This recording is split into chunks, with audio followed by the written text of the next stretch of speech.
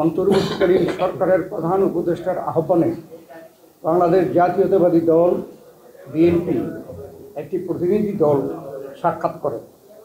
একই দিনে আরও দুইটি দল প্রধান উপদেষ্টার সাথে সাক্ষাৎ করে। তৎপরিবর্তিতে আমরা আপনাদের সামনে আমাদের তাৎক্ষণিক প্রতিক্রিয়া ব্যক্ত করেছি। পরের দিন আরও 20টি রাজনৈতিক দলের সঙ্গে তিনি সাক্ষাৎ করেছেন।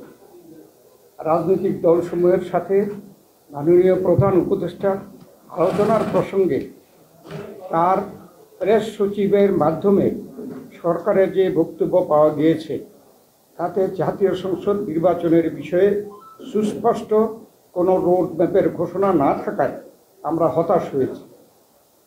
বিএনপি ও অন্যান্য রাজনৈতিক দল কোনো সময়ই মাননীয় প্রধান উপদেষ্টার পদত্যাগ চায়নি, এখনও চায় না।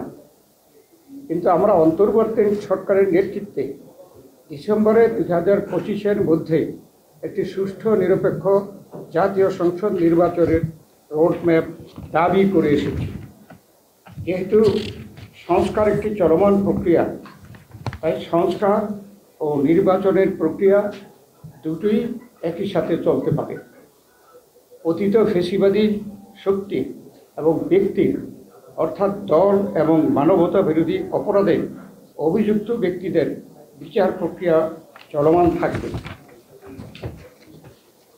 প্রিয় সাংবাদিক ভাই বোনেরা, প্রধান উপদেষ্টার সাথে অনুষ্ঠিত আলোচনায় উপরোক্ত বিষয়গুলো উপস্থাপন করেছিলাম বরাবরের মতো। আমরা লক্ষ্য করেছি উক্ত দিনে অর্থাৎ 24 মে শনিবার জাতীয় অর্থনৈতিক পরিষদের সভা শেষে উপদেষ্টা পরিষদের বিবৃতিতে যে বক্তব্য জাতির সামনে উপস্থাপন করা হয়েছে তা অস্পষ্ট ও বিভ্রান্তিকর। উপদেষ্টা পরিষদ দায়িত্ব পালনে আমরা প্রথম থেকে অদ্যাবধি সর্বোচ্চ সহযোগিতা প্রদান করে আসছি। সরকার পরিচালনায় নিরপেক্ষতার ঘাটতির কারণে এবং দুর্বলতার কারণে জনমনের সংশয় ও সন্দেহের উদয় হওয়া স্বাভাবিক। বিভিন্ন মহলের অযৌক্তিক ও উদ্দেশ্য প্রণোদিত দাবি দেওয়া ও এখতিয়ার বহির্ভূত বক্তব্য সরকারের স্বাভাবিক কাজের পরিবেশ বিনষ্ট হওয়ার যে অভিযোগ সরকারের পক্ষ থেকে উত্থাপন করা হয়েছে সেটা মূলত সরকারের নিজস্ব অর্জন। প্রিয় সাংবাদিক ভাই বোনেরা, উপদেষ্টা পরিষদের বিবৃতিতে উল্লেখ করা হয়েছে পরাজিত শক্তি ইন্ধনে ও বিদেশি ষড়যন্ত্রের অংশ হিসাবে সরকারের উপর দায়িত্ব পালনকে অসম্ভব করে তোলা হয়েছে। আনকোট। আমরা বলতে চাই, যথাশীঘ্র একটি সুষ্ঠু নিরপেক্ষ জাতীয় সংসদ নির্বাচনের মাধ্যমে পরাজিত শক্তির ইন্ধন এবং বিদেশি ষড়যন্ত্র বন্ধ করা সম্ভব। সেই লক্ষ্যে অর্জনের জন্য অবিলম্বে জাতীয় সংসদ নির্বাচন অনুষ্ঠান জন্য একটি সুনির্দিষ্ট রোডম্যাপ প্রদান করা জরুরি, এর কোনো বিকল্প নাই। দেশকে স্থিতিশীল রাখতে নির্বাচন, বিচার ও সংস্কার কাজ এগিয়ে নিতে এবং চিরতরে এদেশে স্বৈরাচারের আগমন প্রতিহত করতে ফ্যাসিবাদ বিরোধী বৃহত্তর জাতীয় ঐক্য প্রয়োজন।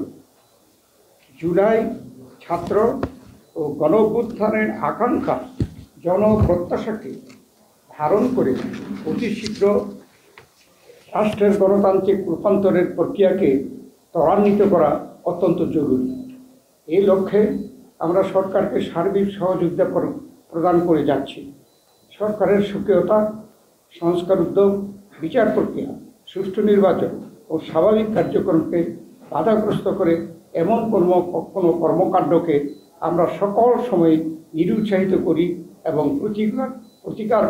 প্রতিরোধ করার অঙ্গীকারবদ্ধ। অথচ উপদেষ্টা পরিষদের বিবৃতিতে কোনো মহলের উপরে অর্পিত দায়িত্ব পালনকে অসম্ভব করে কোন মহল তাদের উপরে অর্পিত দায়িত্ব পালনকে অসম্ভব করে তুলেছে, এই মর্মে একটি বিমূর্ত অভিযোগ উত্থাপিত হয়েছে। প্রিয় সাংবাদিক ভাইয়েরা, জুলাই ছাত্র গণ অভ্যুত্থানের অংশগ্রহণকারী সকল রাজনৈতিক, সামাজিক সকল শ্রেণী পেশার শক্তির মধ্যে বিভেদ সৃষ্টি না করে যাতে ঐক্যকে আরও শক্তিশালী করা যায়, সেজন্য সরকারের নিরপেক্ষ ভূমিকা এবং চরিত্র বজায় রাখার স্বার্থে আমরা বিতর্কিত উপদেষ্টাদের অপসারণ চেয়েছি।